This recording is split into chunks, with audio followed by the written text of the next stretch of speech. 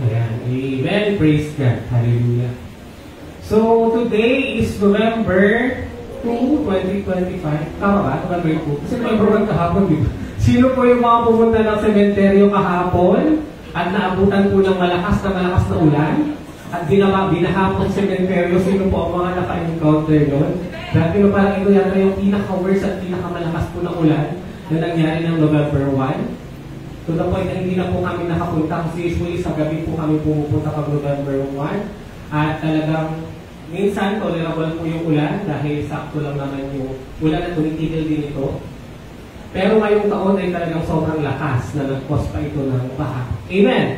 At pag-pray po natin dahil may paparating po na bagyo na ang pangalan niya ay letter T. Tony ba? Tama? O ano yung pangalan niya? Tino pala. Sorry, naging Tony. Tino ang pangalan niya at ang sabing dadaanan niya ay same sa dinaanan ng bagyo Yolanda.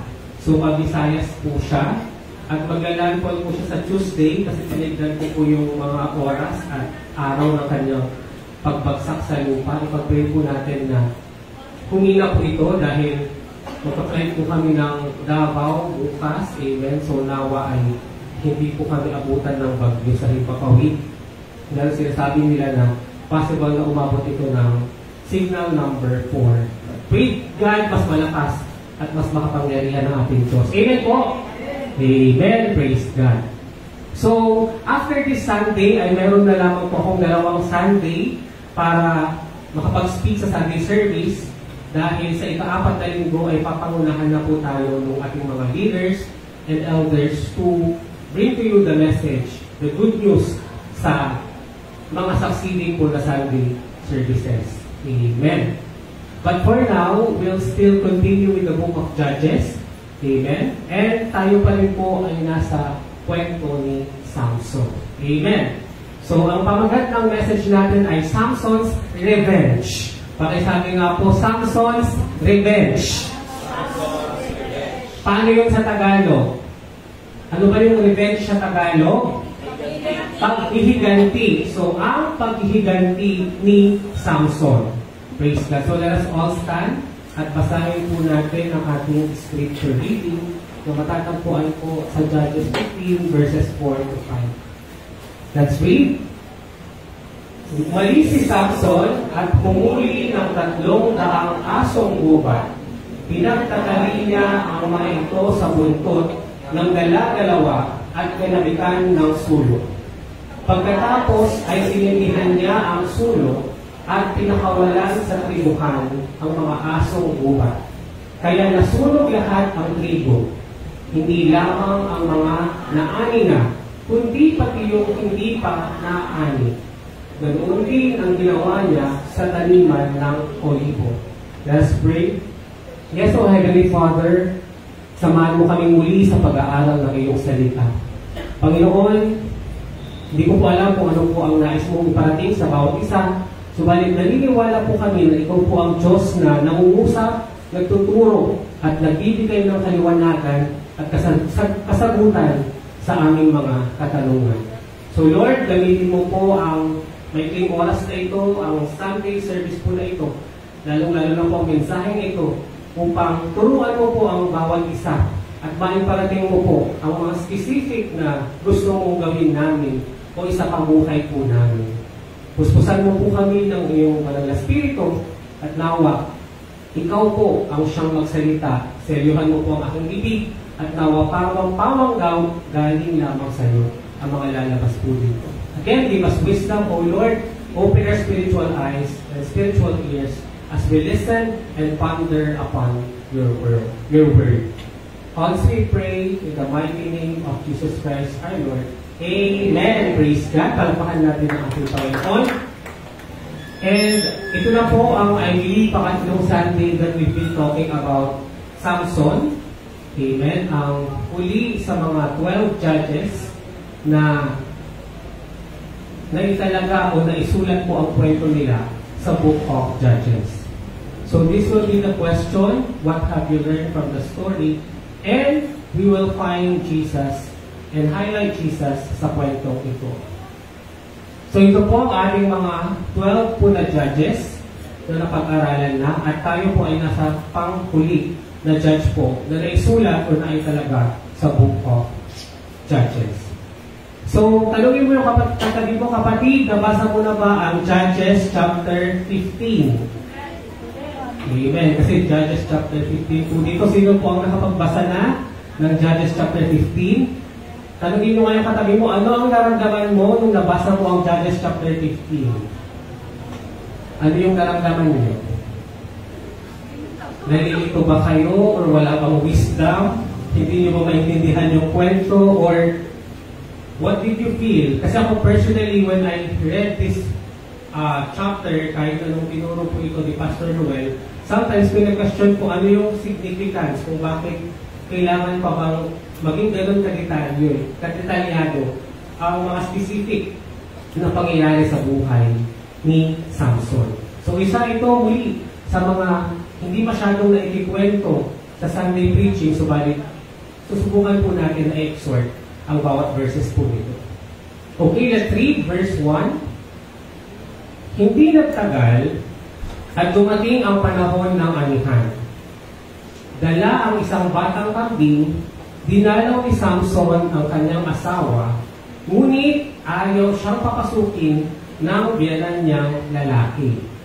Okay, tanungin mo yung katabi mo, kapatid, ano ba yung nangyari last Sunday? Bakit siya ayaw papasukin ng kanyang biyanan? Ano po? Anong nangyari? Dahil binigay yung kanyang asawa doon sa isang pangunahing abay ng kasal nila. So in other words, nung umalis si Samson, yung asawa niya ay pinaasawa na sa iba. At hindi nila in-expect siguro na babalik pa si Samson para balikan yung asawa niya. Naalala niyo po yung kwento nung last Sunday? Ayan. Let's read verse 2. Sa halip, sinabi nung biyanan, akala ko'y galit na galit ka sa kanya, yung sa asawa niya na walang pangalan, or the first wife of Samson. Kaya ibibigay ko siya sa kaibigan mo. Ngunit kung gusto mo, nariyan ang mas batang kapatid niya at mas maganda pa sa kanya. Maaari mo na siyang kunin. Amen. Tanungin mo ngayon katabi mo, kapatid, meron bang isang bagay na, ano yung isang bagay na gusto mo na ayaw makuha o mabawi sa'yo ng iba? Magsabi na kayo sa kanya ng something, whether it be material, physical, trait, or something na pinapakalagahan ninyo na ayaw kunin ng iba sa inyo. At alam nyo na sa inyo yun at ayaw nyo ang kinin or kunin ito ng iba. Meron po ba? Yung joke, ano po yung song na ayaw nyo bitawan, ayaw nyo pakawalan? Ano yung sabi mo katabi mo? Hindi ko alam kung ano yung bagay na ayaw nyo pakawalan. Pero ang next na tanong ko, tanungin niyo yung katabi nyo, kapatid, ano ang pakiramdam mo kung kinuha ang something o bagay o tao na ito nang walang pahintulot mo? Ano po? Galit! Diba? For example, yung favorite mong baso, favorite mong plato na ikaw lang dapat ang gagamit doon kasi may mukha mo na nga. May ganun po kami baso na buluan, may mukha ko. Sabi ko, itong baso ko, ako lang ang pwede uminom kasi may mukha ko na nga. Kaya nagagamit ako kapag papagasa-hugasan yun. Nasa hugasan siya, nagtataka ako kung bakit siya nasa hugasan, hindi ko naman siya ininuman. So malamang may ibang gumamit. Kasi may GC po kami sa family sa buluan. So sinabi ko talaga, itong baso na to, ako lang ang pwede uminom dito. Hanggang sa, yun nga, diba, kapag meron tayong mga personal na bagay na gamit na alam natin sa atin, at malinaw sa iba na sa atin yun, hindi pa kapag ito po ay ginagamit or kinukuha ng wala nating pahintulot, tayo po ay nagagalit. Hanggang sa, para ma-resolve ba or masolusyonan yung galit natin, kasi nga wala na ngayon. So, for example, yung sa akin, nabasag na po yung baso ko na yun na may mukha. Para hindi na ako ma-stress at hindi na ako magalit. So, nabasag po yun. Ano po ang naging alternate o kapalit na option na ibinigay ng biyanan ni Samson na ipapaasawa sa kanya yung kapatid na babae.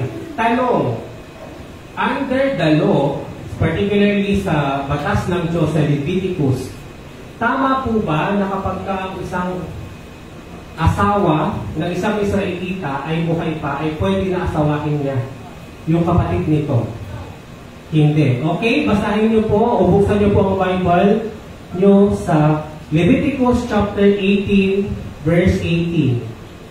Ano po ang sabi sa Leviticus chapter 18, verse 18? Pakibukas nga dyan po yung Tagalog version at babasahin po natin. Ang sabi sa Leviticus chapter 18, verse 18. Again, 18:18, Leviticus. Ano po ang sabi doon? Pakabilisan, Brother Paul. Bakit hindi po alam kung nasaan po ang Leviticus? Nasaan po ang Leviticus? Nasa Old Testament at ito po ay ang Genesis, Exodus, Leviticus. Pangatlong libro. Ano po ang sabi? Pwede pong pakibasa po. Huwag kang sumiping sa asawa ng iyong kapatid. Amen. Kung may patingin, ayun, kasi isang nabasa ko hindi sumiping yung term. I think sa pag-asawa. Pakibasa nga po. Anong sabi sa Leviticus chapter 18, verse 18? Brother Paul, pahiram. Ayan, kasi magbasa-basa daw tayo ng Bible. Para naman mabawas-buwasan kung alikabok ng mga Bible po natin. Okay, Leviticus chapter 18, verse 18. Hindi ninyo maaaring maging asawa ang inyong hipag kung buhay pa ang inyong asawa. Inilalagay ninyo sa kahihiyan ang inyong asawa na kanyang kapatid. So, kalooban po ba ni Lord yung binibigay na option nung biyanan ni Samson kay Samson? Ayan, ito po yung mga sinasabi ko po sa inyo na sometimes yung mga wisdom na hinihingi natin na hindi na po kailangang ipanalangin sometimes kasi na po malinaw na sa Bible yung sagot. Amen? But of course, we know naman that we have to balance the law sa Old Testament. And, ayan, ito po yung sabi po, may specific na po na instruction si Lord o na bawal. So, of course, hindi natin alam kung alam ba ni Samson yung mga law na bawal, asawahin ang asawa, ang kapatid ng asawa mo kung buhay pa ito. But, we know for a fact na hindi na ito issue o hindi na ito dapat pag-isipan o hindi na ito dapat tanungin kasi may specific na instruction or law si God sa kanila. Amen? Question, pumayag po ba si Samson sa kagustuhan ng kanyang biyanan? Yes or no? No, hindi po. Kasi po, baka siguro mas maganda yung panganay. Amen? Ayaw niya yung pangalawa kasi sa mata ng biyanan, mas maganda raw yung pangalawa. Siguro kung mas maganda yung pangalawa, baka pumayag si Samson, di ba? Pero sa kwentong ito, malinaw, hindi po siya pumayag. Sumagot si Samson, basahin po natin. Ano po ang naging reaction niya? Sa ginawa niyong iyan, hindi ninyo ako maaaring sisihin sa gagawin ko sa inyong mga Pilisteo. Dito na po mapapasok yung galit o yung revenge paghiganti ni Samson sa kanila. In other words, sa kwentong ito, makikita natin na maaaring gamitin ng Diyos yung anger o yung decision natin o yung galit natin para sa plano niya. Amen? Although, let me highlight, kasi parang hindi ko nasabi ng message last Sunday, o nasabi ko na ng end ng service, hindi po tinotolerate ni Lord yung mga kasalanan natin. Amen? Hindi niya po tinotolerate na magkasala po tayo. Kung nagkakasala po tayo, hindi niya po yung kalooban at hindi niya po yung pinapahintulutan kasi ayaw niya nga po ng kasalanan. Amen? Subalit sa kasalanan na yon, maaari na ang Diyos na ang mag-adjust upang kahit tayo ay nagkamali o nagkasala, ang kasalanan na yun ay magagamit pa rin sa glory o luwalhati ng Diyos. Amen? For example, yung kasalanan ni Bathsheba at ni David na sila ay nagsiping kahit na may mga asawa sila, yung kasalanan na yun na hindi gusto ng Diyos at hindi kalooban ng Diyos dahil mali nga ito, still, sa kanilang pag-iisa ay namunga po ang tao na pinakamatalino po sa lupa na walang iba. Sino po? Si King Solomon. Ayan. Question. Sa buhay ba ni Samson, sa napag-aralan natin sa mga nakaraang linggo, nagkakasala po ba si Samson? Yes or no? Tanong, ano yung pinaka-number 1 na kasalanan niya? Na sinasabi ni Lord na malinaw pa noon pa na bawal nilang gawin. Yung amen, humawak ng patay, ano pa po? Praise God. Aside from that, ano pa yung talagang malinaw na maraming beses na natin narinig na ipinagbabawal sa kanila, pero si Samson ginawa niya? Yung makikipag-asawa ka sa hindi kalahi o hindi Israelite o Israelita. Anong lahi po yung inasawa ni Samson sa kwentong ito? Isa po, Philistine. Ayan. Ano po yung purpose ni Samson kung bakit po siya ipinanganak? Ano po yung purpose ni Samson? Para iligtas or i-deliver sila kanino? Sa mga kaaway nilang Philistine. But question, yung dapat na iwasan ni Samson, ano ang ginawa niya? Doon pa siya nagpakasal. Nakita niyo po, sa simula pa lang nung pinanganak si Samson, nakita na natin that he will deliver the Israelites from the Philistine because during this time sa life ni Samson, ang talagang nagpapahirap o nangaalitin sa kanila ay ang mga Philistine. Amen? Di ba may mga season yan? During the time of Jesus, sino po ang mga nagpapahirap sa mga Jews o sa mga Israelites? Ang mga Romans o ang mga Romano. So for this year, sa buhay ng mga Israelites, Philistine ang nagpapahirap sa kanila. Ano ulit yung pinapagawa ni Lord kay Samson? At dinedicate siya for the purpose of delivering the Israelites from the Philistine. But kabaliktaran yung nagiging action niya. So question, sa tingin niyo ba namumuhay ng matuwid si Samson? Yes or no? Hindi po. Sa tingin niyo po ba nagkakasala siya? Opo. Kasi kagaya nga po ng example, yung Philistine po symbolizes the sin o ang kasalanan na gusto tayong pakawalan, palayain at ilayo ng Diyos. Ulitin ko po, sinisimbolo ng Philistine ang ano po? Ang kasalanan. Sabi nyo nga kasalanan, ang sin na dapat iwasan ng mga Israelites. Kasi gusto nga silang palayain ng Diyos sa Philistine na sumisimbolo sa kasalanan. Ang tanong, ano po ang ginawa ni Samson? Inasawa o pinakasalan niya pa yung kasalanan, which is yung isang babaeng Philistine. Amen? And now we can see the consequences doon sa buhay niya kung bakit siya ay nagiging ngayon na broken-hearted. Nakikita niyo yung consequence kapag hindi align sa kalooban ng Diyos, yung mga nagiging decision or action natin, tayo din ang nagsasuffer. Amen? Okay, verse 4. Basahin po natin. Umalis si Samson at humuli lang 300 asong gubat. Gano'ng karami daw po yung hinuli ng asong gubat? 300. So ito po yung mga wild dogs o yung mga parang wolf na mga aso na sa dagat, sa gubat po sila lumaki, kaya sila po ay mabagsik at nakakatakot at nangangagat ng mga tao. Hindi ko po alam kung paano niya po nahuli ang 300 asong gubat na yan. Pero dito makikita natin na he was able to gather and catch 300 foxes or mga asong gubat. Question, anong ginawa niya sa mga asong to? Pinagtatali niya ang mga ito sa buntot ng gala-galawa at ginabitan ng sulo. Ang sulo is yung torch.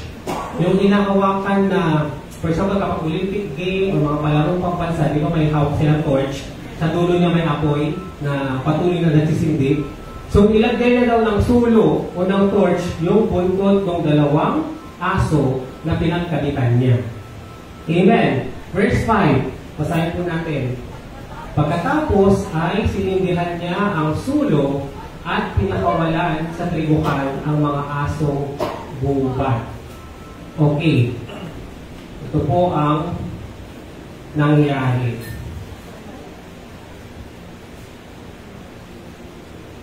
So ano po ang dahilan kung bakit po ito ginagawa ni Samson? Siya po ay naghihiganti or bumabawi sa mga Philistine. Basahin po natin yung verse. Kaya nasunog lahat ng trigo mga palay or pananim. Hindi lamang yung mga naani na, hindi pati yung hindi pa naani. Gayon din ang ginawa niya sa tanim ng olivo o yung mga olive tree. Verse 6. Ipinagtanong ng mga Filisteo kung sino ang may kagagawan niyon at nalaman nilang si Samson sapagkat ibinigay ng biyanan niyang taga-Timna ang kanyang asawa sa kasamahan ni Samson. Praise God. Okay. Ano po ulit ang title ng message natin? Samson's Revenge, or ang pag-iiganti ni Samson. Tanungin mo nga yung katabi mo. Ano ba ang punot dulo or sino po ba ang punot dulo ng mga paulit-ulit na bangayan or paghihiganting ito? Or sino ba ang root cause nitong mga pangyayari? Let's assess the story starting from the time that Samson went to the place of the Philistines. Sino po ba ang pinaka-root cause kung bakit nangyari ang mga bagay po na ito? Sino po si? Bakit siya po? Dahil po sa si Sister Lucy, alam niya na kasi ginagawa sa namin po kagabi. Direct ko sa kanila ni Sister Rona. Sino po ang may pinakakasalanan po dito? Si Samson. Kasi kung hindi po dahil sa bugtong-bugtong, sa idol, sa arrogance na pinakula-kula niya, hindi lalaki itong problema nila to the point na ano po yung magiging next na pangyayari? Basahin po natin. Kaya pinuntahan nila ang babae, yung asawa niya, at sinunog siya, pati ang ama nito. So ano ang ginawa sa asawa ni Samson? Sinunog, pinatay. Naalala niyo po yung nangyari last Sunday na yung asawa ng ito ay pinipilit niya si Samson na sabihin yung sagot sa eagle or sagot sa bugtong. Amen? At balikan natin, tanungin niyo yung katabi niyo, ano ba yung threat o ano ba yung sinabi sa kanya na gagawin sa kanya kapag hindi niya sasabihin yung sagot sa eagle ni Samson? Ano ba kasi yung Tagalog ng threat? Ano yung pagbabanta? Ano yung magiging effect daw pag hindi niya sasabihin yung sagot? Papatayin po sila. Di ba sabi na kung hindi mo sasabihin sa amin ang riddle or sagot sa bugtong-bugtong ni Samson, papatayin ka namin. Kaya ganoon siya ka-eager na malaman yung sagot kasi ayaw niyang mamatay. At ang ending, ano po ang nangyari? Namatay din po talaga siya. Kasi nga po, nakita na natin na in the first place, yung threat sa kanya ay mali na. So sa buhay natin, may mga bagay po na ang takot ay galing sa tao versus takot na galing mismo sa Diyos. Amen. Kung ang takot po na ito ay galing sa mga tao, sa manluloko, sa mga magnanakaw, o sa mga taong kinakatakutan natin, huwag kayong matakot sa kanila, mas matakot po kayo sa Diyos. Amen po. Kasi sometimes, ang kinakatakutan po natin yung tao na feeling natin mag-take ng buhay natin. Amen. Di ba naalala niyo yung binasa ko na verse sa last night na baby? Sabi doon, huwag kayong matakot sa tao na pumapatay ng tao, kundi matakot kayo sa Diyos na pumapatay ng kaluluwa sa impyerno. Amen. Kasi ang problem sa ating mga tao, natatakot tayo doon sa physical body ng tao na nakikita natin that could kill us. Pero mas malakas at mas makapangyarihan ang Diyos natin. Maaaring patayin tayo ng tao yun, pero yung kaluluwa natin hindi niya kayang patayin. Amen!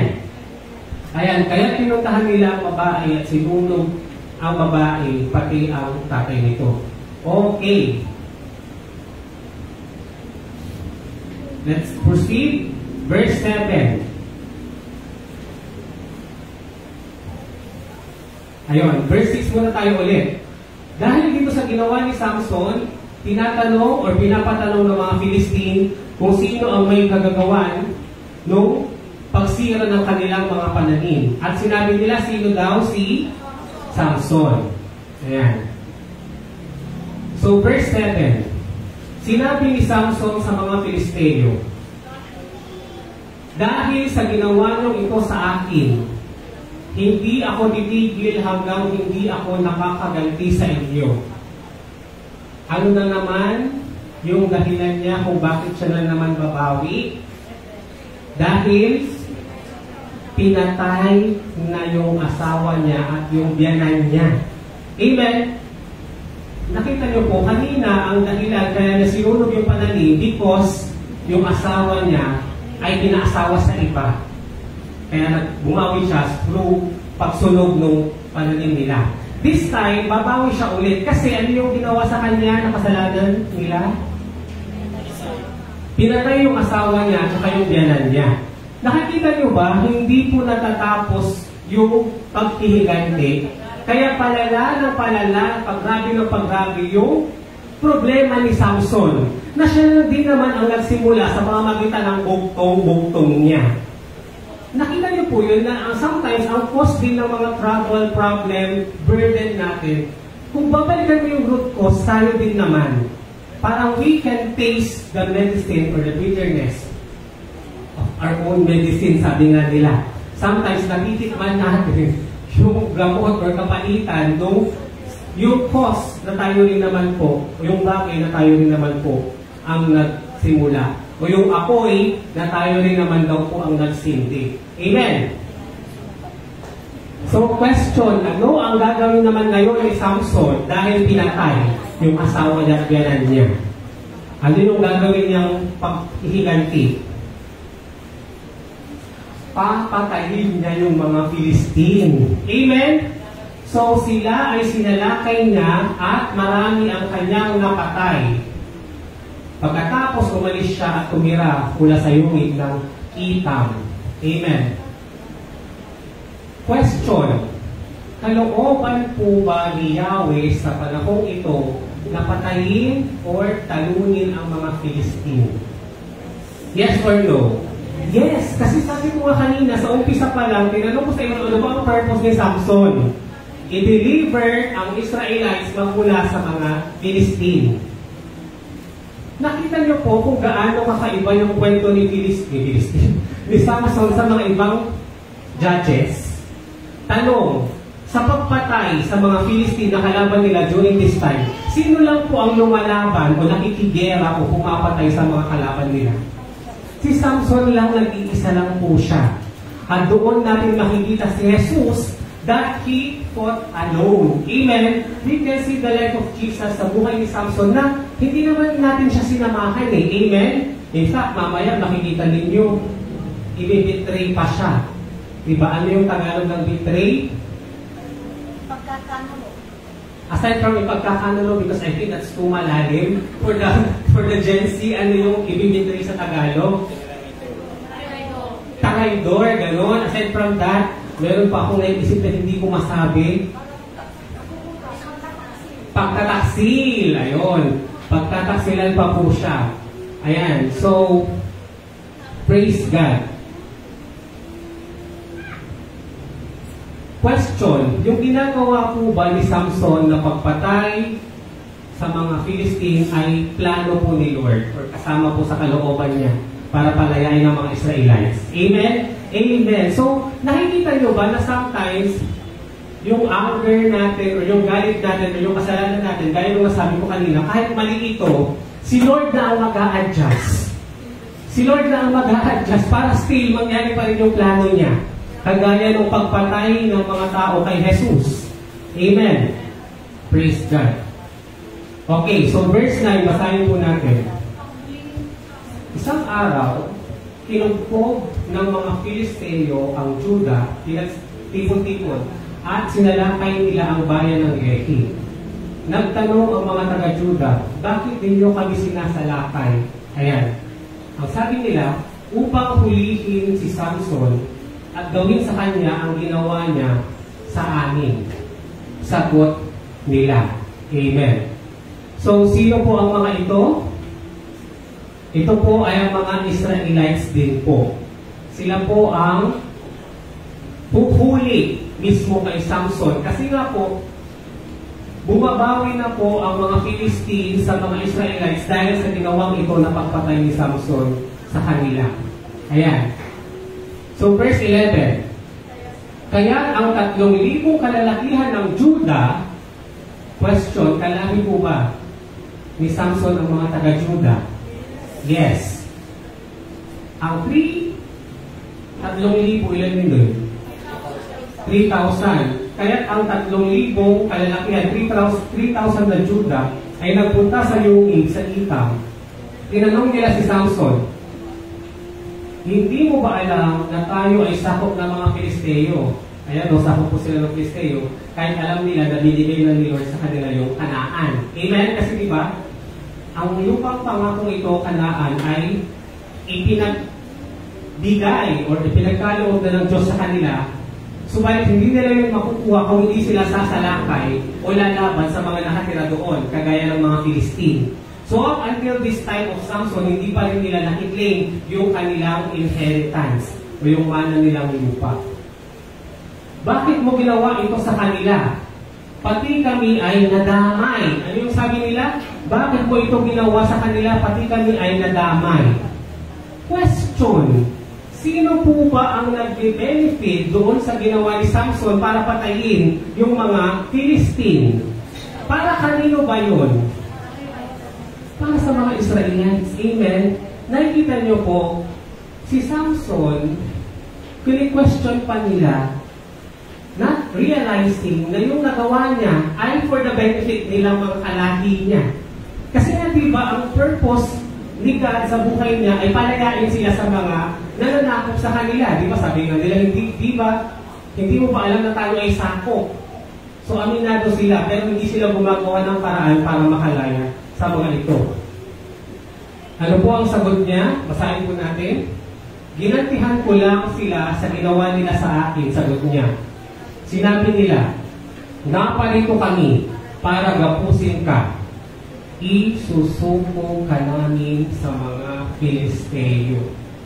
Sino po sa New Testament ang naaalala po natin dito na sila na nga po yung tinutulungan, sila na nga po yung pinapalaya, yung taong yun, tapos yung tao na yun pa ang isusuko nila sa nananakop sa kanila. Sino po yung ganun po yung naging kwento ng buhay niya? Sino po? Walang iba kundi ang ating Panginoong Jesus. Amen. During the time of Jesus, again, sila po ay under anong empire po ang nananakop sa mga Jew? Romans. Kanino po ay ano po ang gusto nilang ipagawa kay Jesus? Sabi nila, crucify Him. Amen. Pero ano po ang ginawa ni Pontius Pilate? Siya po ay naghugas ng kamay dahil nga po based sa kanyang verdict o desisyon, wala po siyang nakikitang mali o kasalanan na nagawa si Jesus. Kaya hinahayaan niya na ang mga Israelita na mag-decide kung papatay nila si Jesus. Amen. Ang difference lang dito, makikita natin may kasalanan talaga si Samson. Pero sa kwento ng buhay ni Jesus, wala siyang makitang kasalanan sa kanya. Maging si Pontius Pilate, wala siyang makitang kasalanan niya para mag-decide siya na i-crucify or ipako sa krus si Jesus. Okay, basahin po natin, next verse. Sumagot si Samson, payag ako kung ipapangako ninyong hindi ninyo ako papatayin. Sinabi nila, verse 13, basahin po natin, hindi ka namin papatayin, gagapusin ka lang namin at ibibigay sa kanila. Kaya siya'y ginapos nila ng 2 bagong lubid at inilabas sa yungit. So nakita niyo po, sino po ang mga magsusuko din po o magsusurrender kay Samson sa mga kalaban nila? Yung mga kalahi din niya. Amen. Verse 14. Pagdating nila sa Lehi, sinalubong sila ng nagkikiyawang mga Filisteo. Ayan, kasi masaya na yung mga Philistine kasi nakita nila yung culprit o yung pumatay sa mga kalahi nila.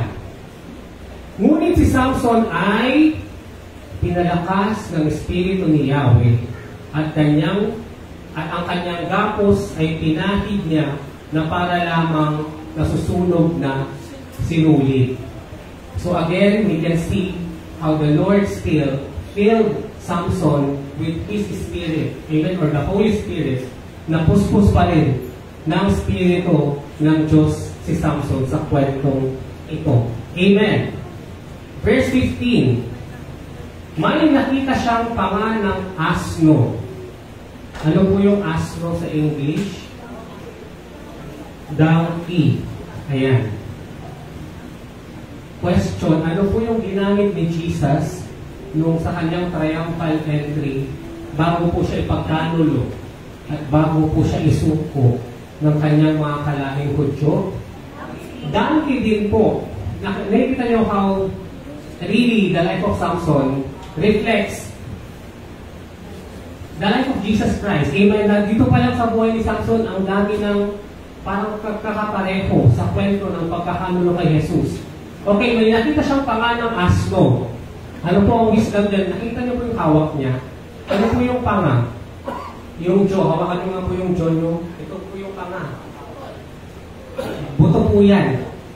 Ang wisdom dito, even the most useless thing or person can be used by God. Amen. Kahit ng isang bagay na kagaya ng panga ng asno ay feeling natin worthless, useless, ay pwede pa rin gamitin ng Diyos sa kanyang plano or purpose. Amen?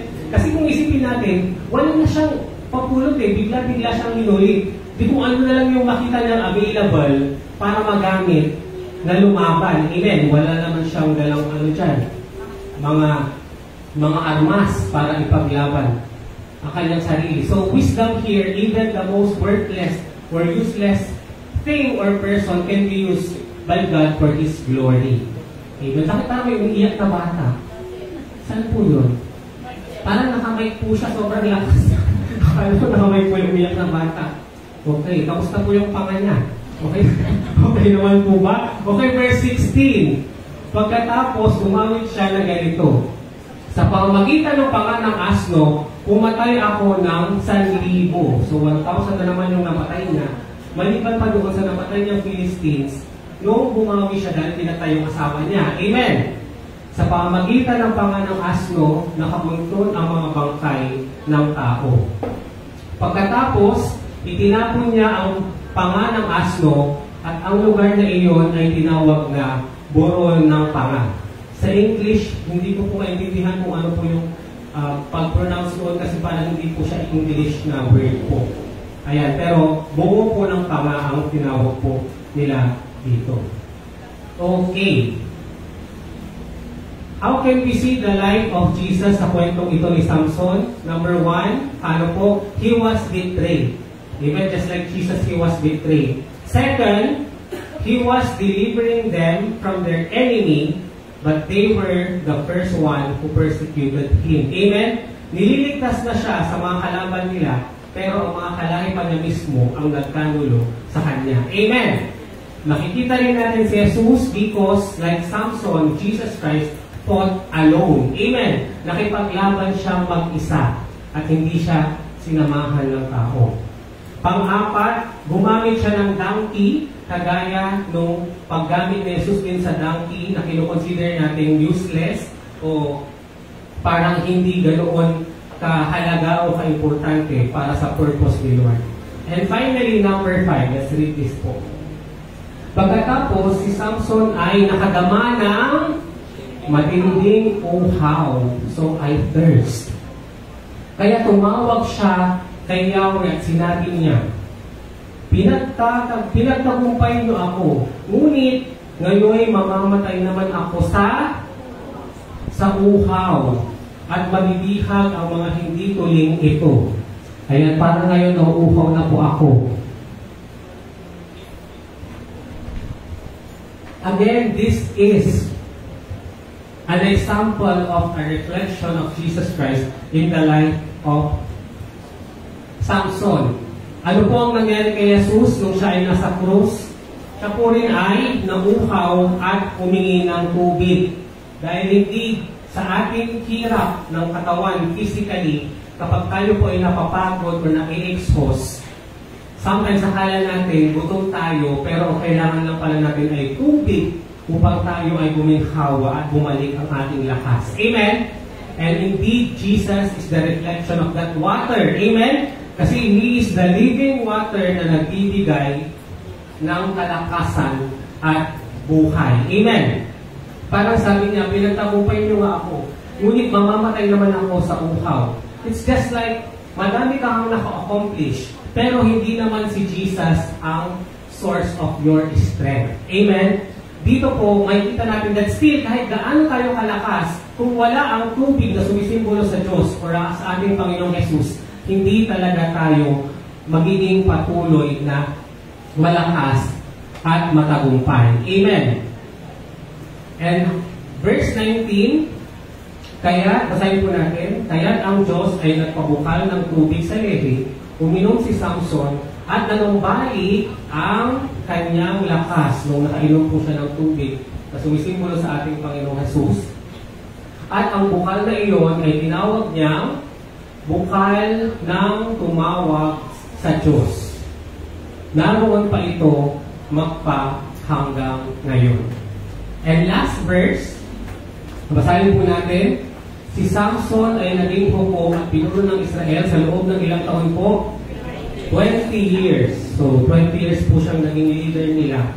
Bagamat, sakop pa rin ng mga Filisteo ang lupain ng Israel. Dahil nga po, hindi po dito natatapos ang kwento ni Samson, dahil pagkatapos po ng problemang ito, ay meron na naman po siyang pagsubok na kakaharapin. Amen? At hindi niya pa rin napufulfill yung purpose niya na palayain ang mga Israelita sa mga Philistine. Amen? Although sa part na ito, may ilang portion na ng Philistine ang kanyang napatay o nahuli o nabawian ng buhay. Amen? At dyan po nagtatapos ang ating kwento. Palakpakan po natin ang ating Panginoong Jesus. At para mas na-appreciate po natin ang message, ang kwento po iyan, ay panonoorin po natin ang video clip po na ito.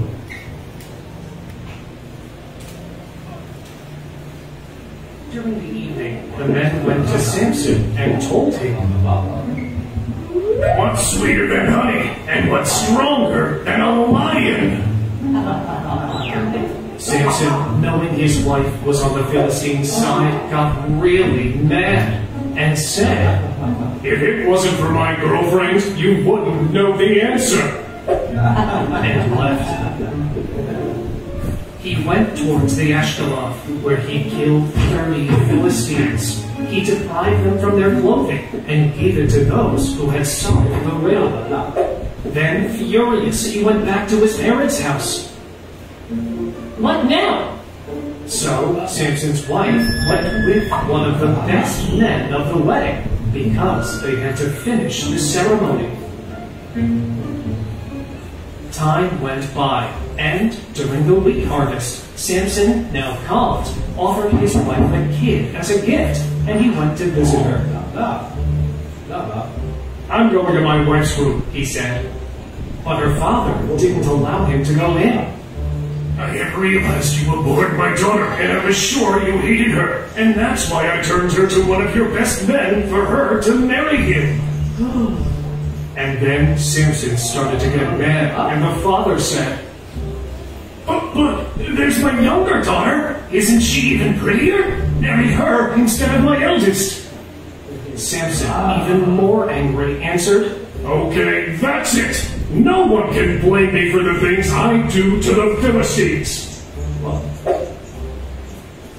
So he went and hunted 300 foxes. He tied them up in pairs, tail with tail, and tied each pair to a torch. Then he lit the torches and set the foxes free to run through the Philistines' plantations. He burned down their wheat, vineyards, and everything they had harvested.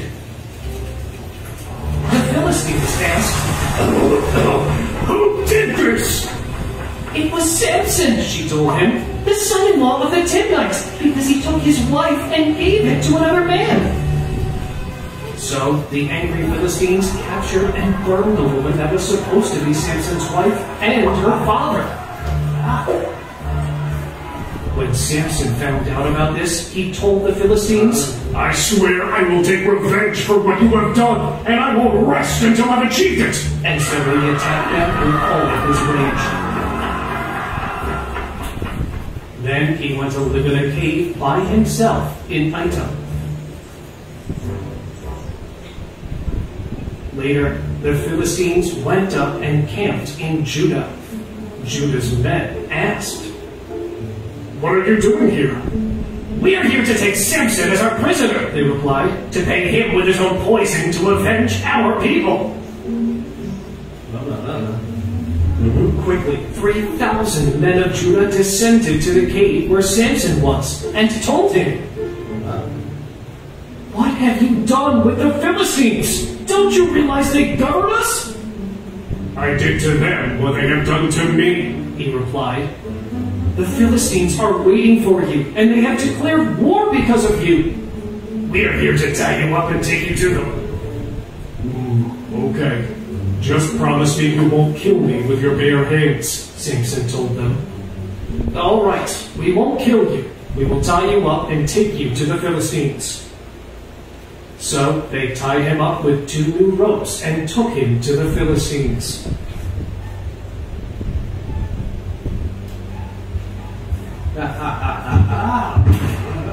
All of them shouted triumphantly for having captured Samson. Gentlemen, let me introduce you to Samson, The strongest man in the world! And we have him now! While the Philistines were celebrating, the Lord's Spirit came to Samson, and the ropes on his arms became a thread burnt with fire. "Finally, Samson's days are over. Who is laughing now, Samson?"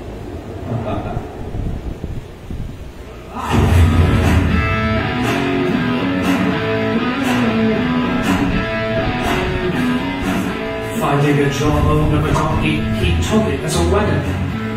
"Do not worry, it is just a donkey jawbone." He attacked them and killed the 1,000 Philistine men.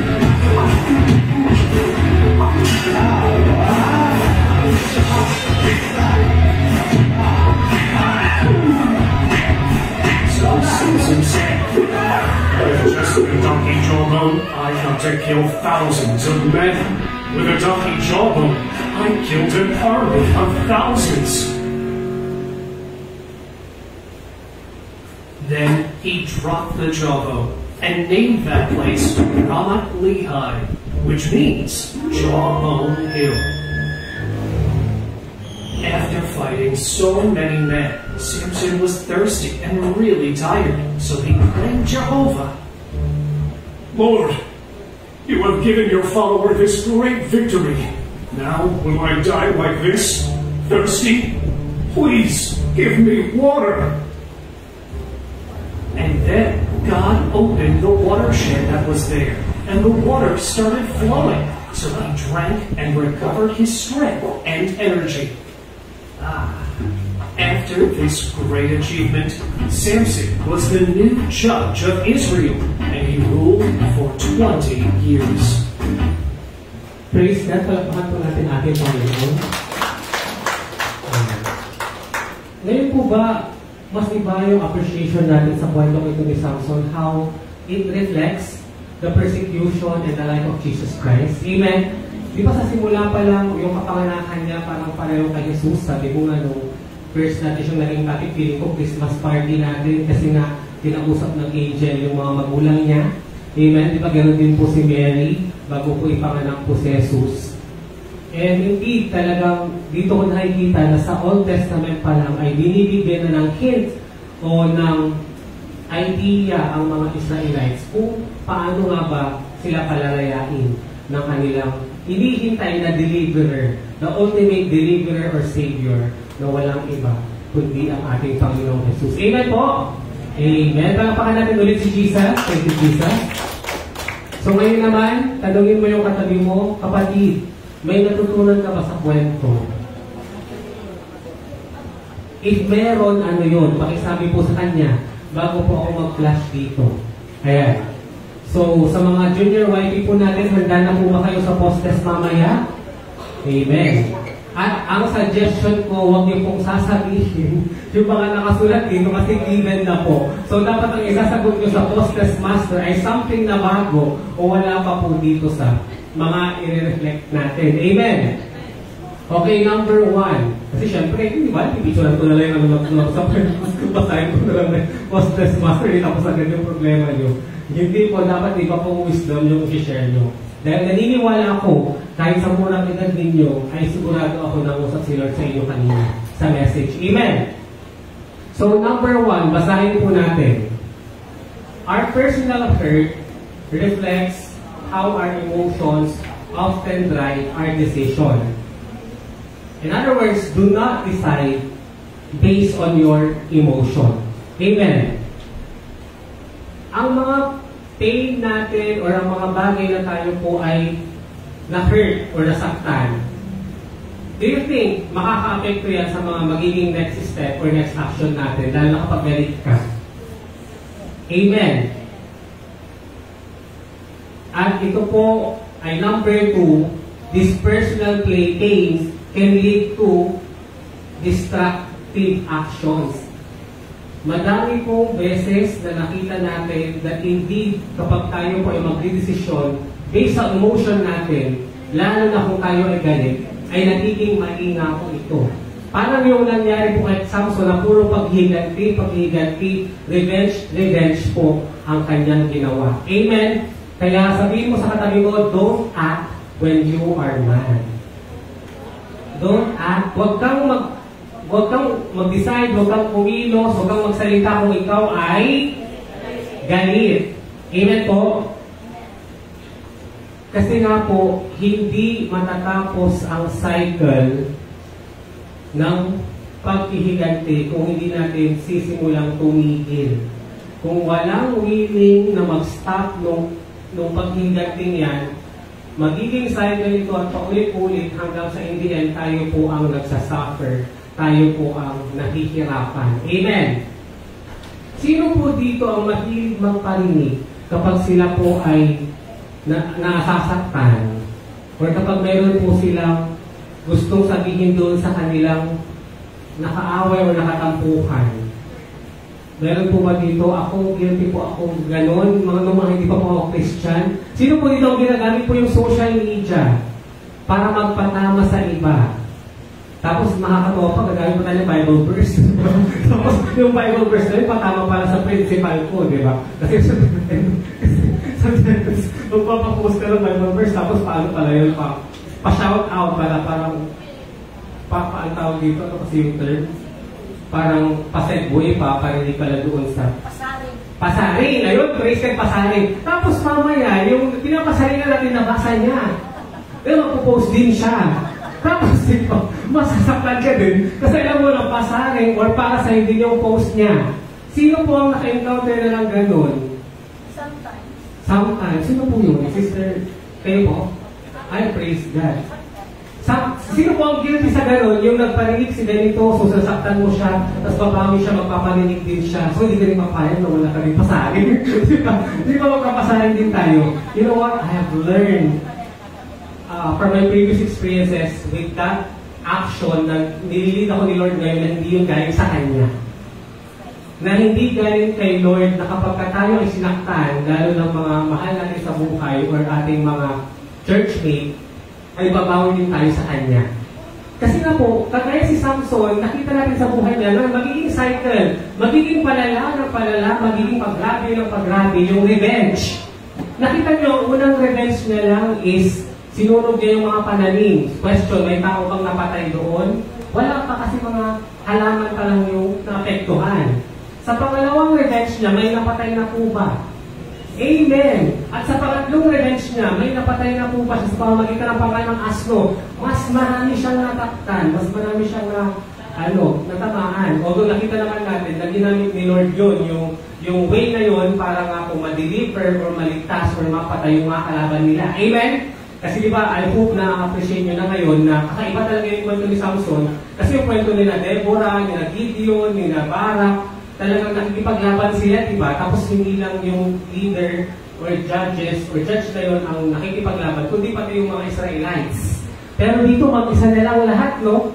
Kahit hanggang sa next Sunday, mag-isa na lang talaga na mapapatay ang lahat ng mga Philistines po na ito. Amen. So, ulitin sabihin nyo, don't act when you are mad. Amen. Bakit po? Kasi sabi po sa Romans chapter 12 verse 19. Pakibukas nga po yung Bible niyo sa Romans chapter 12 verse 19. Ano po sabi sa Romans chapter 12 verse 19? Ano po sabi sa Romans chapter 12 verse 19? Ano po? Nakita niyo na po ba?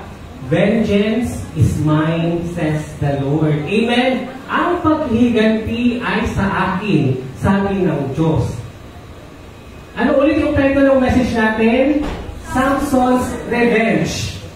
Tanong, biblically, kanino ba dapat yung paghihiganti, yung revenge? Kay Lord, sabi niya sa Romans chapter 12 verse 19, vengeance is mine, says the Lord. In other words, kapag tayo ang naghihiganti sa sarili nating gawa, parang ninanakawan natin ng authority o ng opportunity si Lord na mag-vengeance on our behalf. Amen? Kapag pinangungunahan natin si Lord sa paghihiganting iyon, it is as if hindi tayo naniniwala sa sinasabi niya that vengeance is mine, says God, says the Lord, sa Romans chapter 12 verse 19. Amen? Amen po? Amen. Praise God. Ayan. Number 3, basahin po natin, God can still use broken people for His plan. Sino po dito yung mga nasaktan na? Pakitaas na po yung kamay. Si Troy, ang taas ng kamay mo, Troy, ha? Mga ilang beses ka nang nasaktan? Alam niyo po, yung mga pain na yan, yung mga broken feelings po na yan, kaya po yan pinaparamdam ni Lord sa atin. Kasi nga, may purpose siya para sa next time mas magiging wise na po tayo. Amen! See, for example, yung sinasabi ko kanina, dahil nasaktan na tayo noon sa paulit-ulit na pagpaparinig sa mga post sa social media, do you think uulitin mo pa yun, na palalalain mo pa yung sitwasyon na nagpo-post pa po tayo ng papasahin natin sa social media? Of course, we have to learn the second time around and be wiser this time, considering na nakita natin that how that pasaring cause violence, revenge, and more violence sa mga kapatiran. Amen. So, number 4, basahin po natin. Because violence and revenge or paghihiganti leads to more violence and revenge. So, hindi po yung titigil hanggat wala pong nagpapakumbaba at ipinapasa Diyos na po ang bagay na ito. Amen. And finally, basahin po natin number 5. Ang buhay na puno ng paghihiganti ay walang kapayapaan. Ulitin natin, ang buhay na puno ng paghihiganti ay walang kapayapaan. Praise God. Sino na po dito yung nasaktan o nasabihan ng hindi maganda ng ibang tao? Yung na-offend ka o na-hurt ka kasi may sinabi ng ibang tao. Amen. Sino po dito yung nasabihan o na-hurt na nasaktan na ng ibang tao? Hindi na lang ng ibang tao, ng member ng family mo. Masakit po ba? Amen. Mas masakit kasi family member natin sila. Kasi di ba sometimes kapag ang basher natin na hindi natin kakilala, wala naman tayong pakialam sa opinion nila kasi hindi naman natin sila kakilala, di ba? Pero kapag kayong bash or yung something na masakit na bagay ay galing sa family member or sa church, mas masakit siya, right? Alam niyo po, para po hindi tayo masaktan, this is the point na nililid sa akin ni Lord. Let's always think na sometimes kaya tayo sinasabihan ng gano'n ng kapatiran natin or ng mahal natin sa buhay because mahal nila tayo. Amen? It's a constructive criticism. Amen? Sinasabi po nila yun dahil concerned po sila sa atin. So let's always give them the benefit of the doubt kasi nasaktan po nila tayo. Amen? Kasi sometimes ang nagiging problem, nahuhusgahan natin yung tao na nagko-correct sa atin, not knowing na sometimes parang sa atin talaga yun or mahal niya tayo kaya na yun nasasabi. Amen. Meron silang gustong sabihin sa atin na hindi natin nakikita kasi nga, ang nakikita lang natin yung pansarili natin at hindi yung sa other point of view dahil nasa loob tayo ng katawan natin. Amen. Sometimes we have to go out of our body to see our own personality and attitude and behavior. Amen. At may mga bagay na, napansin niyo yun kapag ako kasi personally napansin ko kapag pinapanood ko yung mga videos na ito na naka-record sa live, magugulat ako na may mga mannerism pala ako or may mga nagagawa pala ako mga moves or acts na hindi ko napapansin kapag nandito ako sa katawan ko. Kasi feeling ko pag nanonood ako ng mga videos ng lecture, parang feeling ko lumabas pa ako sa kaluluwa sa katawan ko. Yung kaluluwa kasi pinapanood ko yung sarili ko. Try nyo yun, panoorin, di ba si Sir Beth, pag nag-songlit kasi pinapanood mo, ay ganyan pala ako nung nag-songlit ako. Di ba hindi natin mapapansin? Pero pag yung perspective natin ay nasa labas ng katawan natin, may tayo mismo may mapupuna tayo. Amen. Kung tayo nga may napupuna tayo, kailangan talaga natin ng ibang tao para sabihin din yun sa atin. Amen. But of course, kapag sasabihin natin yun sa kanila, we do it out of love. Amen. We do it out of love, with care, at hindi para saktan sila. Amen. Hindi para saktan sila, pahiyain sila. Or, mas lalo silang pagalitin or pahirapan. Amen. Again, lastly, basahin lang natin yung number 5. Ang buhay na puno ng paghihiganti ay walang kapayapaan. And last question, nasaan po si Jesus sa kwentong ito? Amen. Jesus is like Samson. And sadly, he was betrayed by his own people. Amen. He was betrayed by his own people. No, praise God because he was still filled by the Spirit of God. At siya rin pa rin po ay sinamahan ng ating Panginoong Diyos. Kahit po na yung mismong tao niya po ang nagtaksil or nagsuko o nagkanulo sa Kanya. Amen. And sometimes in our church, in our family, we feel this way. Amen? Kasi sa mundong ito, even the church, nakita natin na ang buhay ay hindi laging masaya. Amen? Darating ang punto na ito-persecute tayo. Kahit na yung ginagawa mo ay para sa church or para sa mahal mo sa buhay, para sa pamilya mo, sometimes nami-misinterpret nila tayo. Hindi nila nakikita na yung ginagawa natin ay para sa kanila. Di ba nakita niyo yung ginawa ni Samson? Na kaya niya pinatay still para maligtas sila sa mga nananakop sa kanila. Pero still, sinusuko nila Samson. At ito po yung wisdom that if Jesus experienced and if Samson also experienced betrayal, it is most likely that we also Christians would experience the same. Amen? Mararamdaman at nararanasan din po natin yun. But we have to learn from that betrayal and experiences. Because, basahin niyo po yung James chapter 4 verse 6. Ano po ang sabi sa James? Chapter 4 verse 6. I will end with that verse as the final wisdom. James chapter 4 verse 6. Ano po sabi doon? Again, James chapter 4 verse 6. God opposes the proud but gives grace to the humble. Amen. God opposes the proud but gives grace to the humble. Still, makikita natin na kung sino ang nagmamataas ay ibababa ng Diyos at kung sino ang nagpapakumbaba ay ang siyang itataas ng Diyos. Yun lamang po, maraming salamat, and to God be the glory. Para pakanto natin ang ating Panginoon. Amen.